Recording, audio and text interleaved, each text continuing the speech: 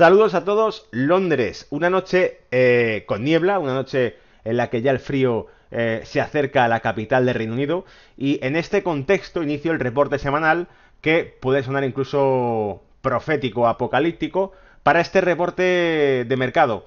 Te recuerdo que si es la primera vez que llegas a este canal, pues bueno, estás en Brújula de Mercados. Hacemos un canal de actualidad económica y financiera que lleva ya 3 años actualizando todas las semanas contenido y poniéndote al día de las últimas novedades del escenario mundial, inversión, economía, geopolítica, ¿vale? Y el primer punto de este reporte semanal va a ser las 10 razones para un nuevo colapso financiero año 2019, año 2020. El segundo punto que voy a comentar es cómo China golpea el mercado energético de Estados Unidos. Aquí estudiaremos cómo China habría encontrado el punto débil de la economía norteamericana a través de su sector energético. Y el tercer punto, cómo la Unión Europea, lejos de reducir su dependencia energética de Rusia, la va a ir incrementando pese a las sanciones de Estados Unidos. El escenario se va a poner cada vez más interesante. Y ojo, en este canal, Brújula de Mercados, os he contado más de una ocasión las razones que hay detrás de todo esto, ¿vale? Vamos ya con esas 10 razones por las cuales la economía mundial colapsará en 2020. Quiero decir antes que nada que no es precisamente algo que tenga que ser profético. Es decir, lo que vamos a comentar es un posible escenario bajo algunos supuestos. Algunos de los supuestos que utilizaremos son muy evidentes, son difíciles de discutir. ¿Por qué? Porque están ocurriendo ya. Pero algunos otros son hipótesis. Son 100% hipótesis. Por lo tanto, comentaré cada punto para que veáis en cuáles considero que entramos en el terreno de la hipótesis y en cuáles no. ¿Vale? Os dejo, por supuesto, la fuente y la referencia. Y vamos con el primer punto. La pérdida de estímulo fiscal. Pérdida de estímulo fiscal. Para el 2020 el estímulo se agotará ya que es insostenible teniendo en cuenta la tasa de crecimiento actual. Y una modesta presión fiscal hará que el crecimiento pase del 3% a algo ligeramente por debajo. Este primer punto de lo que nos está hablando es que en parte el crecimiento económico de Estados Unidos al 4% actual se ha conseguido gracias a la promesa de la revolución fiscal de la que hablaba Donald Trump, que es un recorte de los impuestos, un recorte significativo de los impuestos. Pero lo que plantea aquí, el primer motivo que planteamos aquí es qué ocurrirá cuando la deuda, el déficit, haga que sea insostenible llevar a cabo esto. Es decir, cuando hay un sobrecalentamiento en la economía. Que por otro lado nos llevará a analizar el punto 2. Si en el terreno fiscal la política se queda corta para dentro de un año o dos en cuanto empieza a haber una ralentización económica, ¿qué soluciones habrá? Aumento de la presión monetaria, el punto número 2. Debido al sobreestímulo fiscal, la tasa de inflación se incrementará por encima de lo esperado, haciendo que la Reserva Federal, la Fed, continúe con la subida de tipos. Eso hará que la tasa sobre los bonos siga incrementándose. Os recuerdo que esta semana pasada anunciábamos, con la caída que ha tenido el mercado, el colapso que han tenido los mercados la semana anterior, anunciábamos que, en parte, lo que dije yo en los medios de comunicación es que venía por algo anunciado. ¿Cuál? El incremento en el rendimiento del bono americano a 10 años, que superaba la barrera del 3%, ¿vale? Es decir, los costes financieros de la deuda americana se incrementan. Eso hará que la tasa sobre los bonos siga incrementándose, tanto en el largo plazo como en el corto plazo. Asimismo, el dólar seguirá subiendo, subirá acorde al cambio. Es decir, lo que estamos viendo ahora no desaparecerá en este escenario hipotético que planteaba Financial Review. No desaparecerá porque lo que preveemos es que si se incrementa la tasa de inflación, si hay un sobrecalentamiento económico y la Fed vuelve a golpear con subida de tipos de manera continuada, obviamente va a repercutir en el crecimiento. Y obviamente la curva de tipos de Estados Unidos, la que mide el riesgo crediticio de Estados Unidos, se va a seguir aplanando, como ya está ocurriendo ahora. El resto del mundo también padecerá inflación por el aumento del precio del crudo. Y los bancos centrales de otras regiones se unirán a la Reserva Federal en la subida de tipos. Cuando la energía, que es algo que ya está ocurriendo, suba, porque venimos de unos suelos brutales, monumentales, generados en 2014, la bajada del precio del crudo en 2014 fue récord, fue histórica. Cuando la energía se esté recuperando paulatinamente hacia $80 el barril, que ya estamos prácticamente ahí, hacia los 85 o 90 dólares el barril, la inflación emanará en la economía, aparecerá, porque el crudo es el activo más inflacionista de cualquier economía, porque el crudo está presente en todo, El crudo influye en los costes de transporte de la mercancía. Si compro leche y el precio del crudo ha subido, la leche subirá, porque para llevar la leche a la tienda han tenido que utilizar combustible los transportes, ¿vale? Luego, esto de entrada, y os señalo aquí un asterisco, precio del crudo, porque ya la semana pasada os sacaba el índice Commodities, CBD, en el que mostramos un patrón alcista. Es un índice de los años 50 que viene a englobar todo, no solamente petróleo, gas, trigo, todo. La materia prima sube, y sube poco, porque si os fijáis el dólar está subiendo muchísimo, y cuando el dólar sube es difícil que los activos cotizados en dólares suban. Por lo tanto, no hemos visto todavía nada. El precio del crudo probablemente suba bastante más fuerte, ¿vale? La liquidez mundial se verá reducida ante un aumento de los costes financieros para la economía. Bien, si sube la inflación, los bancos centrales continuarán subiendo los tipos, a lo que se sumarán a lo que ha hecho la Reserva Federal. Si la Reserva Federal está subiendo tipos, el resto de bancos centrales seguirán subiendo los tipos. Y es aquí donde nos encontraremos con un escenario cada vez más complicado para el crecimiento económico, porque los costes financieros seguirán aumentando, ¿vale? Continúo al punto número 3, la guerra comercial expandiéndose. Y dice el punto número 3, aumentan las disputas comerciales entre Estados Unidos y el resto del mundo. China, la Unión Europea, Canadá y México. Se manifiesta entonces una ralentización del crecimiento económico mundial y se refuerza la subida de inflación a nivel global. Es decir, esto son, para que me entendáis, cada uno de estos puntos viene a hacer una síntesis de lo que he ido explicando durante los últimos meses. Porque en este punto, lo que estamos explicando es algo que he advertido en más de una ocasión, que la guerra comercial, a priori, puede generar un efecto llamada a Estados Unidos, una recuperación industrial en Estados Unidos, incluso quizá una reactivación de ciertos sectores en Estados Unidos y un aumento del empleo. Sí, pero por otro lado, aumentará también los costes de producción de Estados Unidos, que ya no tendrá que comprar la mercancía más barata al extranjero, sino que tendrá que comprarla dentro. Y dentro tiene unos costes que no tiene fuera. Es decir, se volverá más caro. ¿Eso que genera? Efecto inflacionista, subida de precios, ¿vale? Pero es que además de eso, el crecimiento económico mundial se ralentizará. ¿Por qué? Porque entraremos en un bucle de proteccionismo. Disminuirá la actividad comercial a nivel global. Y vamos al punto 4, disminución de los recursos, porque cada uno de estos puntos está relacionado con el anterior. Las políticas de Donald Trump dificultarán los suministros industriales de tecnología. ¿Por qué?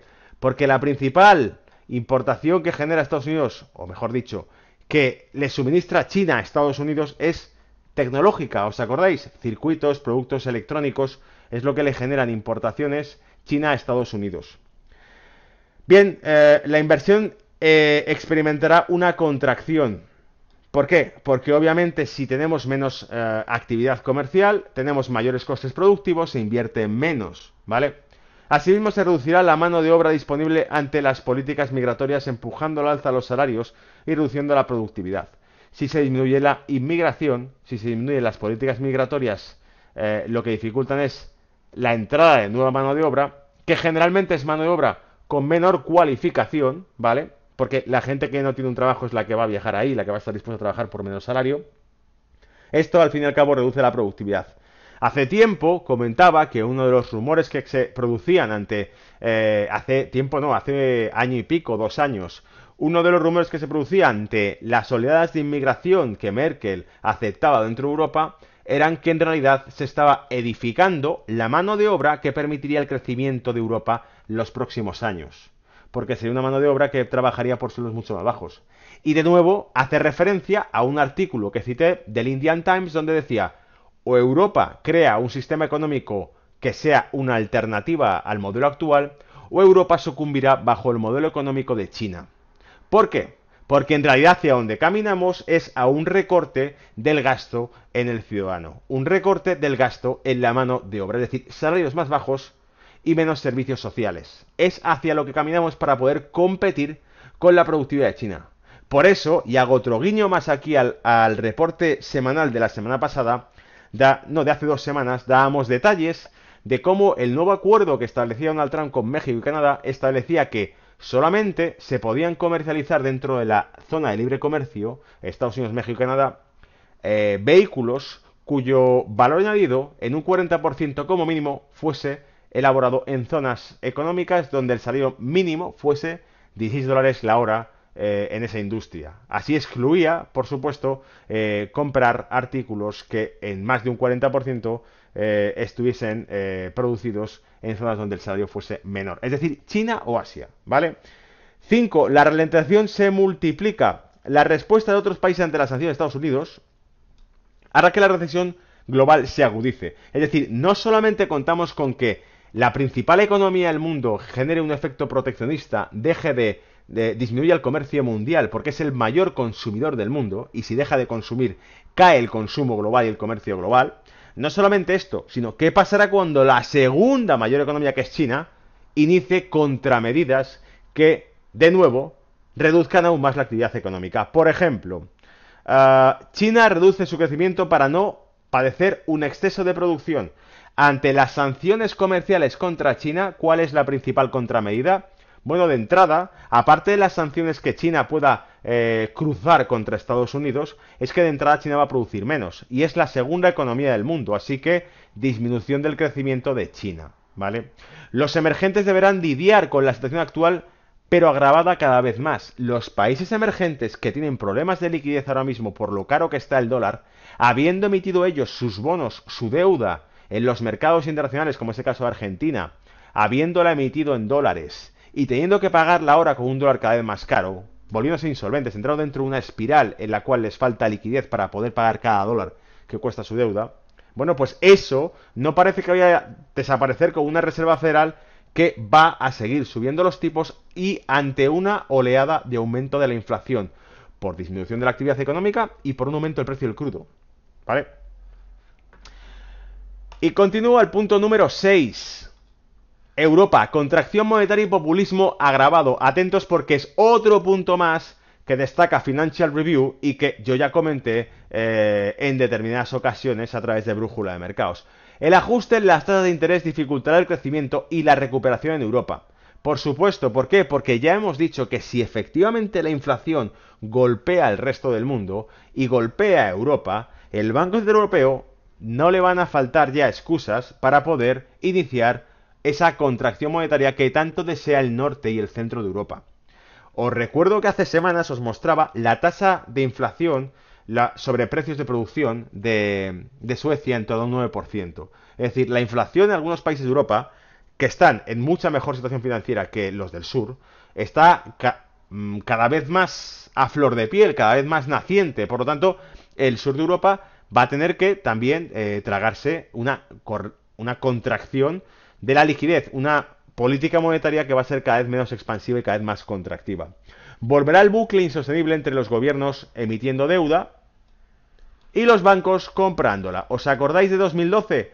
Cuando salían, si el Banco Central Europeo deja de comprar la deuda de Italia y de España, ¿quién va a comprarla entonces? De nuevo tendremos que ir con bancos a comprar deuda, como ocurrió en 2012 y como se disparó la prima de riesgo por encima del 7% en Italia y en España, ¿vale?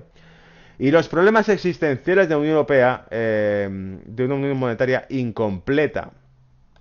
Es por eso que la misión de la Unión Europea es consolidarse cuanto antes, porque no sobrevivirá la Unión Europea a una segunda crisis. Esto, dentro de un contexto de recesión global, podría hacer que países como Italia salgan por completo de la eurozona. Y no solo países como Italia, resto de países, Grecia, España, los que más sufran son los primeros que querrán borrarse del club. Y entonces, claro, la ascensión de partidos populistas y no amigos del centralismo y de la administración de Bruselas serán los que golpeen políticamente a la Unión Europea. Corrección de los mercados. La valoración excesiva del mercado de Estados Unidos y los mercados globales serán evidentes. No ahora, ojo, repito, las caídas que se iniciaron la semana pasada todavía está por ver que vayan a continuar o no. De hecho, te invito a que cuando termines este vídeo te metas y veas el vídeo de estrategias semanales, donde publico los gráficos y haré comentarios concretos de cuál es la situación, ¿vale? Pero claro, esta es la cuestión. El mercado norteamericano ha subido una auténtica locura, prácticamente sin corrección, desde los últimos 3 años y medio o 4 años. La cuestión está de qué calado será, cuán profunda será la corrección que inicie cuando corrija efectivamente. Las acciones cotizan por encima de su promedio histórico, corrigiendo un 50%. ¿Habrá una corrección del 50%? ¿Es una locura esto? Los bonos abandonarán su irreal tasa de rendimiento negativa. He hablado de esto multitud de ocasiones. ¿Cómo es posible que Italia colocase el bono en el corto plazo con una tasa de interés negativa, prácticamente igual que lo que hacía Alemania cuando los problemas financieros de Italia eran de sobra conocidos por todo el sector financiero y por los mercados mundiales? Cuando el nivel de empleo en Italia superaba el 10%, mientras que en Alemania estaba por debajo del 4%. ¿Cómo se entiende que su deuda cueste lo mismo? ¿Cómo se entiende que se le fía la misma tasa de interés? Bien, esa realidad ha terminado. De hecho, en el caso de Italia ha terminado ya. No en 2020, no en 2019. Ha terminado ya. La curva de tipos de Italia está golpeada por la realidad de Italia. Los mercados inmobiliarios de buena parte del mundo corregirán sus precios sobreinflados porque sigue existiendo un apalancamiento bancario que no ha desaparecido. Porque, como ya he comentado en Brújula de Mercados, los activos inmobiliarios que contenían los bancos de Europa siguen estando supravalorados, ¿vale? Siguen estando infladísimos. Los balances de los bancos de la zona euro siguen teniendo una cantidad ingesta de activos inmobiliarios que no han sabido liquidar, porque la actividad económica en Europa no ha despuntado, no se ha recuperado lo suficiente para volver a reactivar el sector inmobiliario del todo, ¿vale? Y ponemos aquí, volverán a subir los activos riesgo a medida que la realidad se revele. A medida que despertemos esa nueva realidad, el Bitcoin y el oro volverán a ser protagonistas. Insisto, esto en el hipotético caso de que todo lo que estamos comentando siga esa senda, porque en cualquier momento Donald Trump podría hacer este juego de tira y afloja por el cual ejerce presión comercial contra China para mañana conseguir simplemente una concesión en la balanza de pagos de China, de manera que le compre X producto, X sector a Estados Unidos y por lo tanto Donald Trump retire sanciones, ¿vale? Octavo, caída acelerada. La falta de liquidez unida. Falta de liquidez porque los bancos centrales empiezan a contraer el crédito, empiezan a hacer una política más contractiva, disminuye la disponibilidad de crédito, ¿vale? Acordaros de esto. La falta de liquidez unida a movimientos cada vez más frecuentes de alta frecuencia. Acordaos que la volatilidad, en general los que operáis en bolsa, esto ya lo sabéis, hemos comentado en más de una ocasión que parece que con los años los movimientos bursátiles se hacen cada vez más rápidos. Si antes una corrección en los 80 tardaba varios días, ahora se consigue en horas, ¿vale? ¿Por qué? Quizá por lo que decíamos aquí, por la alta frecuencia, porque existe cada vez más sistemas de automatización por los cuales una ruptura de la volatilidad, de la fluctuación de un precio hace que automáticamente miles de programas, miles de software, miles de robots, de fondos de inversión empiecen a comprar o vender un activo e incrementen la velocidad con la que el precio se mueve, ¿vale? Las bolsas traerán fallas repentinas en los mercados, ya ha ocurrido. El cambio de ciclo en los bancos centrales hará que ya no se pueda contar con el respaldo a que nos habían acostumbrado y tendremos que enfrentarnos con la realidad. Los bancos centrales ya estarán de vuelta de todo, ya no podrán hacer lo que hicieron en 2010, en 2011, en 2012, es decir, no pasa nada, barra libre a comprar activos. ¿Por qué? Porque el BCE todavía tiene el balance inflado, porque la Reserva Federal a duras penas está consiguiendo librarse de los activos que ha ido absorbiendo como una auténtica aspiradora durante los últimos años. A duras penas está liquidando su balance. Por lo tanto, es evidente que están en muchas peores condiciones para solucionar este problema si se produjese de nuevo el año que viene o el año siguiente, ¿vale? Punto número 9. Trump se verá entre la espada y la pared. Y esto es muy interesante.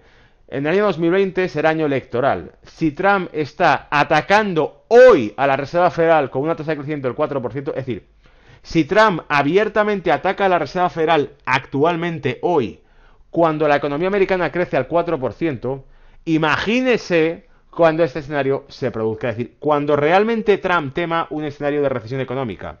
Y en un año electoral, ¿qué es lo que saldrá por su boca o por su Twitter sobre las autoridades financieras? ¿Vale? Es posible que los demócratas presionen a Trump como ya lo hicieron y se fabrique una crisis política exterior, iniciando una guerra nueva contra Irán, Corea del Norte, Rusia o China. En el mejor de los casos, una guerra contra Irán agravará la crisis energética mundial. Es decir, ya ha ocurrido, y de hecho en esas puertas estábamos antes de la victoria de Trump, de prácticamente un enfrentamiento directo entre fuerzas militares norteamericanas y fuerzas militares rusas en el terreno sirio y con apoyo de Irán.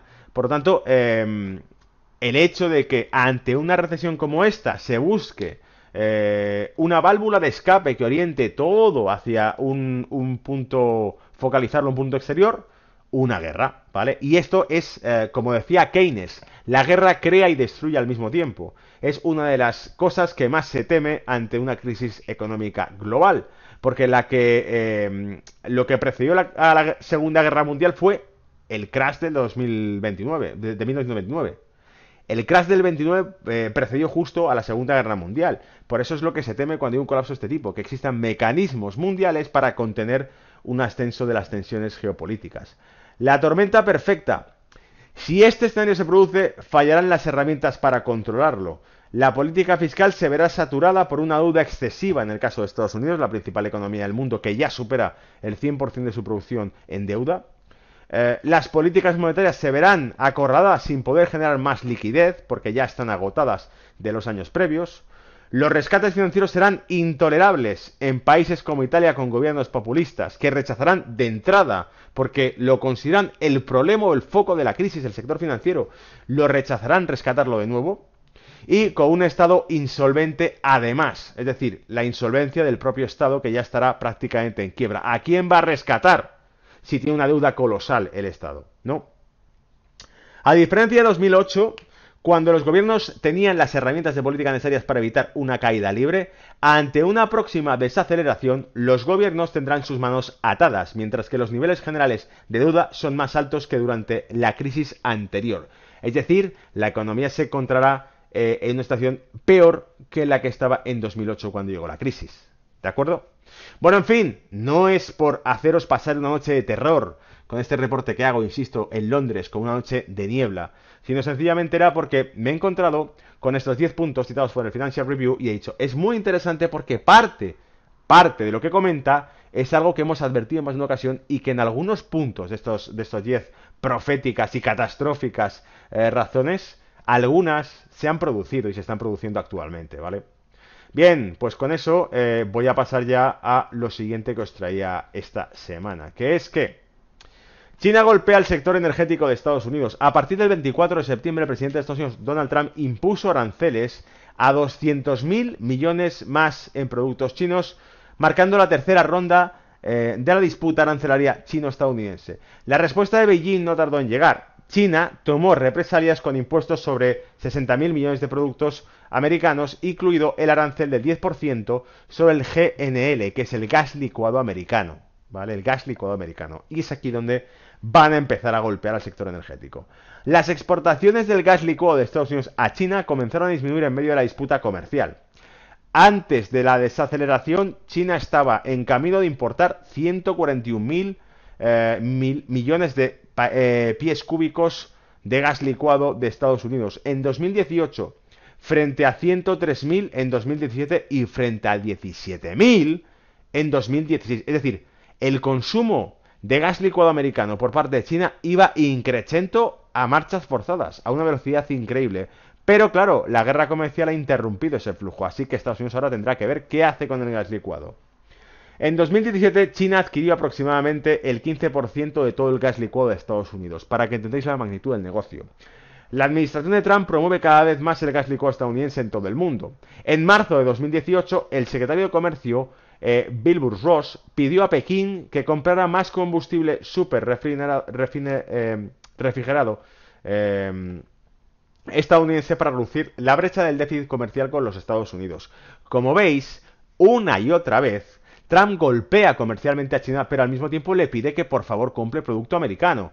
Y si China accede a comprar producto americano, Trump poco a poco levanta la presión comercial. Esa es la estrategia y la hemos contado muchas veces. Y si esa estrategia lleva a una recesión económica global, lo llevará. ¿Por qué? Porque Estados Unidos, esa es la política de Trump, dirá, bueno, antes de que Estados Unidos entre en una recesión económica, tendrá que entrar el mundo entero. O el mundo entero ayudará a que Estados Unidos no entre en recesión económica. Trump va a conseguir que se genere la época dorada en la economía americana o que el mundo entero entre en recesión. Eso es lo que va a conseguir. O una cosa o la otra. ¿Vale? Pero no se quedará como un presidente más de los Estados Unidos.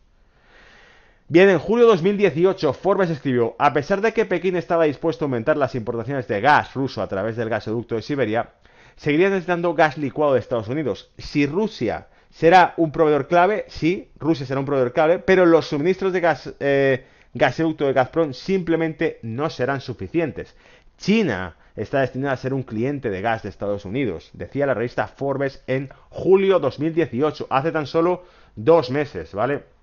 La disputa comercial entre Estados Unidos y China brinda nuevas oportunidades a Rusia y a los países del Golfo. Actualmente China está sustituyendo el gas licuado de Estados Unidos con combustibles superrefinado de Qatar, de Arabia Saudita y de Emiratos Árabes, aparte de Rusia. Es decir, todo lo que se traduce en dejar de consumir producto americano se traduce en consumir a sustitutos. En este caso, como decíamos, por ejemplo, el hecho de que Estados Unidos, China, deje de consumir soja norteamericana hace que Brasil se ponga en la cola como un potencial proveedor de soja para China. El hecho de que China deje de consumir carne de cerdo americana hace que Alemania o que incluso España se coloquen en la lista como posibles proveedores de carne de cerdo para China. ¿Vale? Y pasamos a otra noticia que sigue siendo el sector energético y que sigue siendo Estados Unidos.